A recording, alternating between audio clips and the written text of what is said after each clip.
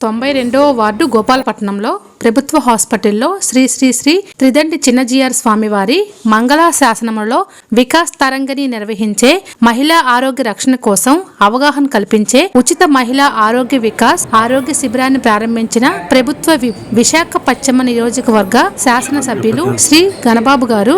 ఈ సందర్భంగా శ్రీ గణబాబు గారు మాట్లాడుతూ మహిళా ఆరోగ్య రక్షణ కోసం క్యాన్సర్ మీద అవగాహన కల్పిస్తూ మహిళా ఆరోగ్యానికి సంబంధించిన సహాయ సహకారాలు అందించాలని తెలియజేశారు.